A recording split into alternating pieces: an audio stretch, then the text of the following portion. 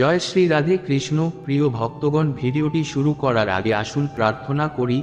হে শ্রীকৃষ্ণ, যে কোনোই ভক্ত আজ এই অমৃত বাণী শুনছে, তার জীবনে আপনার আশীর্বাদ সবসময় থাকে এবং তার সব কষ্টই দূর হোক।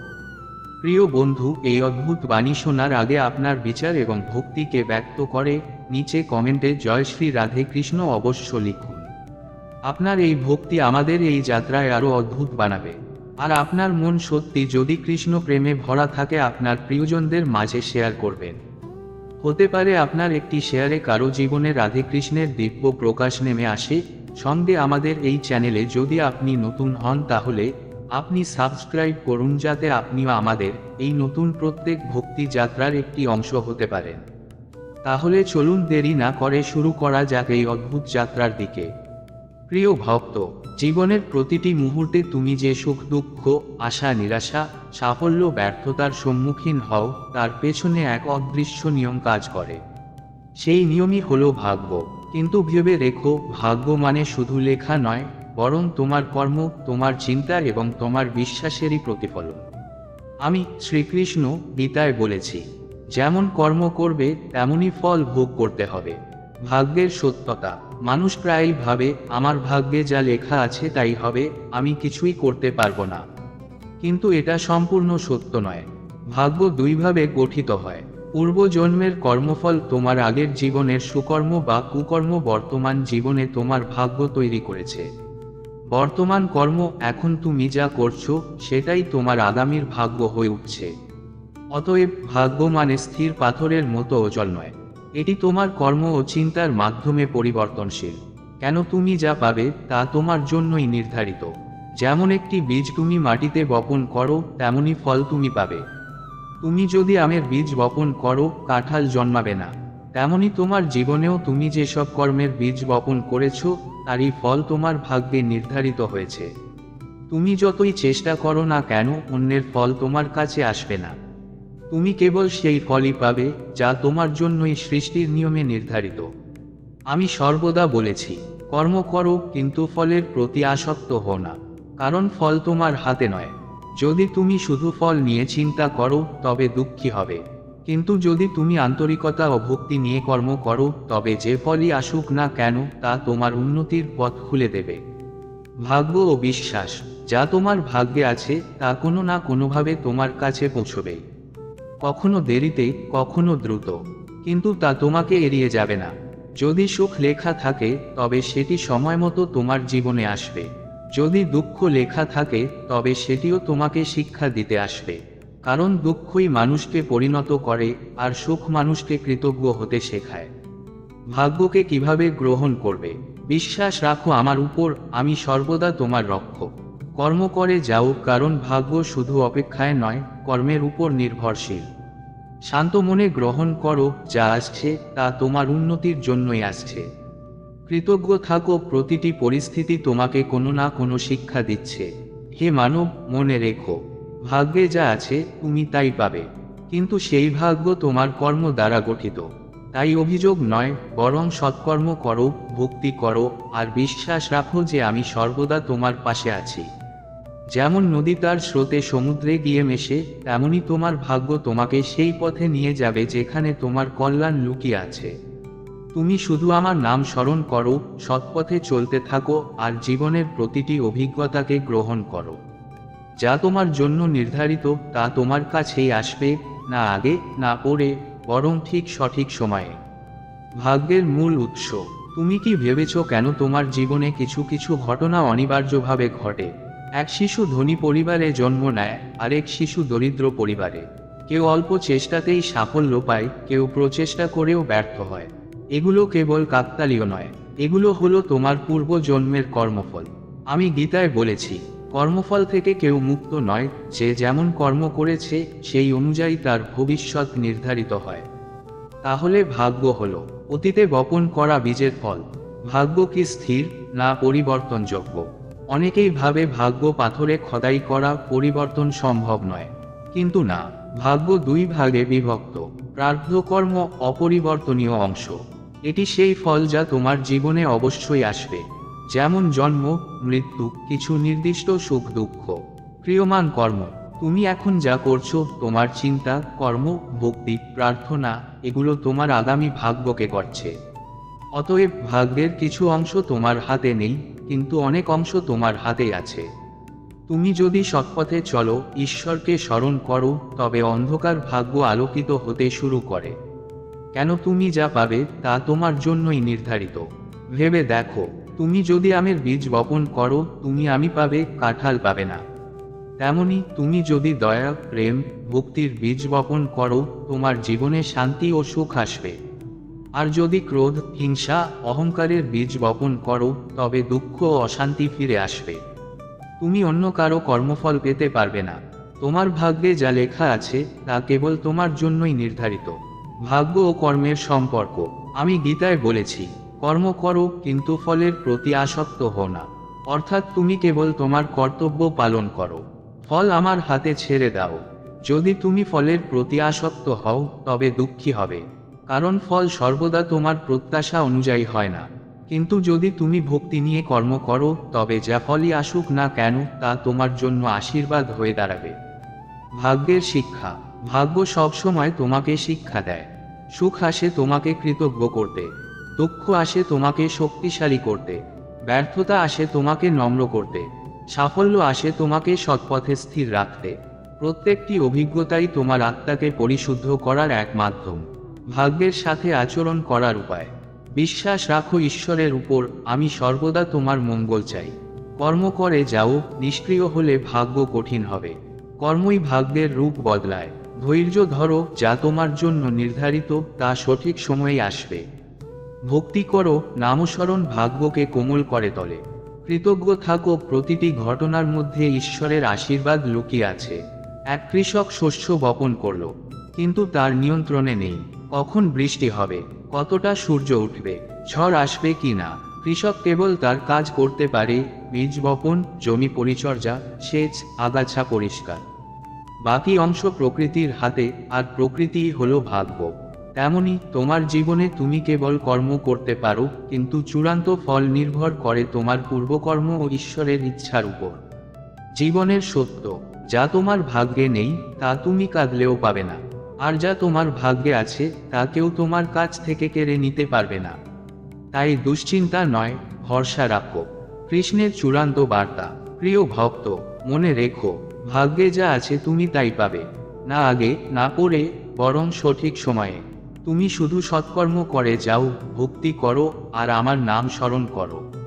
তাহলেই তোমার ভাগ্য, যত কঠিনই হোক, শেষ পর্যন্ত তোমার কল্যাণের পথেই নিয়ে যাবে। যেমন নদী শেষমেশ সমুদ্রে মেশে, তেমনি তোমার জীবনও শেষ পর্যন্ত আমার সান্নিধ্যে মিলিত হবে। ভাগ্যের উপর দুঃখ করো না। তুমি কর্ম করো, আর ফল আমাকে সমর্পণ করো। কারণ তোমার জীবনে যা আসছে তা শেষ পর্যন্ত তোমাকে পরিপূর্ণতার দিকে নিয়ে যাচ্ছে। ভাগ্যের রহস্য। ভাগ্য মানে কি? ভাগ্য মানে হলো তোমার জীবনের পূর্ব নির্ধারিত কিছু ফল, যা তোমার অতীত জন্মের কর্মের ফলাফল। তুমি আজ ধনী বা দরিদ্র, তুমি আজ সুস্থ বা অসুস্থ, তুমি আজ সুখী বা দুঃখী, এসব কাকতালীয় নয়, এগুলো তোমার কর্মেরই প্রতিফলন। আমি গীতায় বলেছি, যেমন কর্ম করবে তেমনই ফল পাবে। তাহলে ভাগ্য হলো এক প্রকার আয়না, যেখানে তুমি যা করেছো তাই প্রতিফলিত হয়। ভাগ্যের দুটি রূপ আছে, এক প্রারব্ধ কর্মফল, অপরিবর্তনীয় অংশ। এগুলো হলো সেই ফল যা তুমি অবশ্যই ভোগ করবে, যেমন জন্ম, মৃত্যু, কিছু সুখ দুঃখ। দুই ক্রিয়মান কর্মফল, পরিবর্তনযোগ্য অংশ। এগুলো নির্ভর করছে তোমার বর্তমান কর্ম, ভক্তি ও চিন্তার উপর। আজ তুমি যদি ভক্তি, সততা ও প্রেমে জীবন কাটাও, তবে তোমার ভবিষ্যৎ ভাগ্য পরিবর্তিত হবে।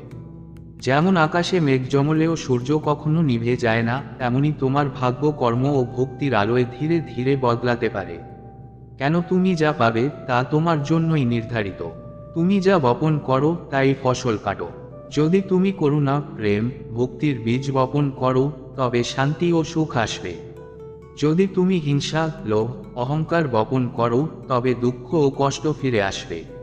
তুমি কখনো অন্যের ভাগ্য পেতে পারবে না, তুমি কেবল সেই ফলই পাবে যা তোমার জন্য নির্ধারিত। যেমন নদী তার স্রোতে সমুদ্রে মেশে, তেমনি তোমার জীবন ও ভাগ্যের পথে এগিয়ে যায়, যেখানে প্রতিটি বাঁক তোমার জন্য ঠিক করা। ভাগ্য ও কর্মের সম্পর্ক। আমি গীতায় বলেছি, কর্ম করো, ফলের প্রতি আসক্ত হও না। অর্থাৎ তুমি শুধু তোমার কর্তব্য পালন করো, ফল আমার উপর ছেড়ে দাও। যদি তুমি শুধুই ফল নিয়ে ভাবো, তবে তুমি হতাশ হবে।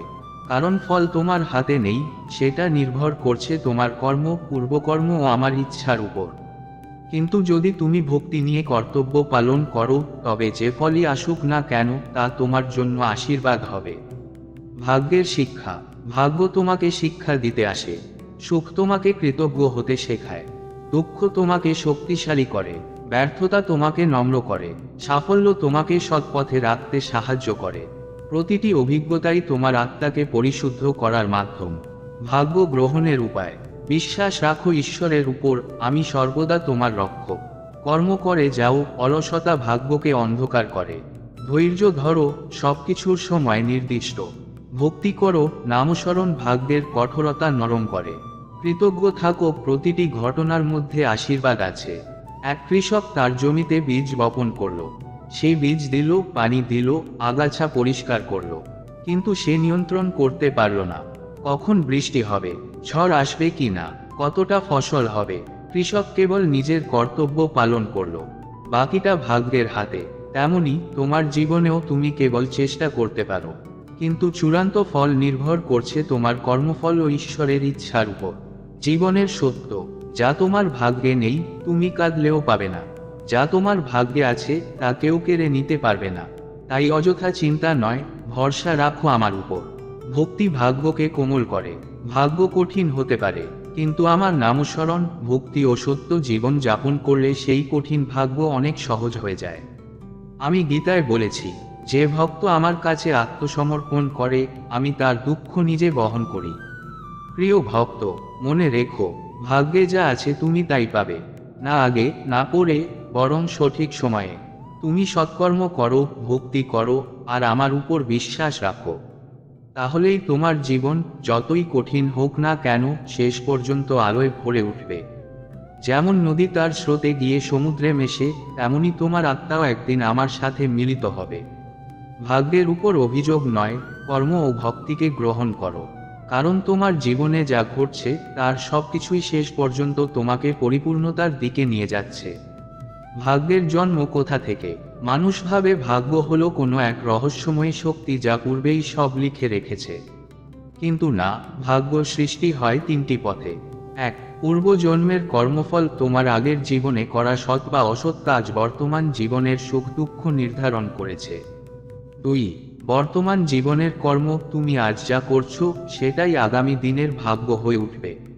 তিন, ঈশ্বরীয় আশীর্বাদ। আমি যদি দেখি কোনো ভক্ত আন্তরিকভাবে নাম জপ করছে, সত্য পথে চলছে, তবে আমি তার ভাগ্যকে সহজ করে দিই, দুঃখকে আশীর্বাদে রূপান্তর করি। তাহলে ভাগ্য কোনো অচল লেখা নয়, এটি কর্ম ও বিশ্বাসের মাধ্যমে পরিবর্তনশীল। ভাগ্যের প্রকৃতি। ভাগ্যের দুটি রূপ আছে। প্রারব্ধ ভাগ্য, এটি স্থির। যেমন তোমার জন্মস্থান, তোমার মৃত্যুর সময়, কিছু নির্দিষ্ট সুখ বা দুঃখ। ক্রিয়মান ভাগ্য, এটি পরিবর্তনযোগ্য। তুমি এখন যা করছো সেটাই ভবিষ্যতের সুখ বা দুঃখ নির্ধারণ করছে। অতএব সবকিছুই ভাগ্যের হাতে নয়। তোমার কর্ম, প্রার্থনা এবং ভক্তি দ্বারা ভাগ্যের অনেক কঠিন পথ নরম হতে পারে। কেন তুমি যা পাবে তা তোমার জন্যই নির্ধারিত। ভেবে দেখো, তুমি যদি আমের বীজ বপন করো, কাঁঠাল গাছ জন্মাবে না। যদি তুমি করুণা, দয়া, সত্য আর ভক্তির বীজ বপন করো, তবে জীবনে শান্তি ও আনন্দ আসবে। আর যদি তুমি হিংসা, লোভ, অহংকারের বীজ বপন করো, তবে দুঃখ, অশান্তি তোমার জীবনে ফিরে আসবে। তাহলে তুমি যা পাবে তা তোমার নিজের সৃষ্টি, অন্য কারো নয়। তোমার ভাগ্য কেবল তোমার জন্য নির্ধারিত। ভাগ্য ও কর্মের সম্পর্ক। আমি গীতায় বলেছি, কর্ম করো, কিন্তু ফলের প্রতি আসক্ত হও না। তোমার অধিকার কেবল কর্মের উপর, ফলের উপর নয়। ফল নির্ভর করছে তোমার পূর্বকর্ম, বর্তমান কর্ম এবং ঈশ্বরীয় সময়ের উপর।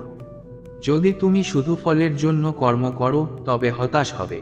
কিন্তু যদি তুমি কর্তব্যবোধ থেকে কর্ম করো, তবে প্রতিটি ফলই তোমার জন্য আশীর্বাদ হয়ে দাঁড়াবে। ভাগ্য কেন পরিবর্তন হয় না মনে হয়? কারণ মানুষ প্রায়ই কেবল বর্তমান ফল দেখে। যেমন কেউ সৎ মানুষ, তবুও তার জীবনে দুঃখ আসে। কেউ পাপী, তবুও সে ধনী আর সুখী। মানুষ ভাবে এ কেমন ভাগ্য, কিন্তু মনে রেখো প্রতিটি ফল সময় অনুযায়ী আসে। দেরিতে হলেও কর্মফল নিশ্চিত। তুমি আজ যা করছো তার ফল হয়তো আগামী জন্মে ভোগ করতে হবে। তাহলে ভাগ্য আসলে কর্মফলের ধারাবাহিকতা মাত্র। ভাগ্যের শিক্ষা। ভাগ্য তোমাকে শিক্ষা দিতে আসে। সুখ আসে তোমাকে কৃতজ্ঞ করতে, দুঃখ আসে তোমাকে শক্তিশালী করতে, ব্যর্থতা আসে তোমাকে নম্র করতে, সাফল্য আসে তোমাকে সতর্ক রাখতে। তুমি যদি প্রতিটি ঘটনার মধ্যে শিক্ষা খুঁজে নাও, তবে ভাগ্য তোমার শত্রু নয়, বরং তোমার শিক্ষক হয়ে দাঁড়ায়। এক কৃষক তার জমিতে বীজ বপন করলো। সেই বীজ দিল, পানি দিল, আগাছা পরিষ্কার করলো, কিন্তু সে নিয়ন্ত্রণ করতে পারল না। বৃষ্টি হবে কিনা, ঝড় আসবে কিনা, ফসল কত হবে, কৃষক কেবল তার কর্তব্য করল। বাকিটা প্রকৃতির হাতে। তেমনি তোমার জীবনেও তুমি কেবল কর্তব্য পালন করতে পারো। ফল তোমার হাতে নয়, ফল নির্ভর করছে ভাগ্য, সময় এবং আমার ইচ্ছার উপর। ভাগ্য গ্রহণের উপায়। বিশ্বাস রাখো আমার উপর, আমি সর্বদা তোমার মঙ্গল চাই। কর্ম করো, অলসতা ভাগ্যকে অন্ধকার করে। ধৈর্য ধরো, সবকিছুর সময় নির্দিষ্ট। ভক্তি করো, নামস্মরণ ভাগ্যের কঠোরতা নরম করে। কৃতজ্ঞ থাকো, প্রতিটি ঘটনার মধ্যে আশীর্বাদ আছে। ভক্তি ভাগ্যকে কোমল করে। ভাগ্য কঠিন হতে পারে, কিন্তু আমি গীতায় প্রতিশ্রুতি দিয়েছি, যে ভক্ত আমার কাছে আত্মসমর্পণ করে, আমি তার দুঃখ নিজে বহন করি। অতএব যদি তুমি ভক্তি করো, তাহলে কঠিন ভাগ্য সহজ হয়ে যাবে। যা তোমার ভাগ্যে নেই তা তুমি কাঁদলেও পাবে না। যা তোমার ভাগ্যে আছে তা কেউ তোমার কাছ থেকে কেড়ে নিতে পারবে না।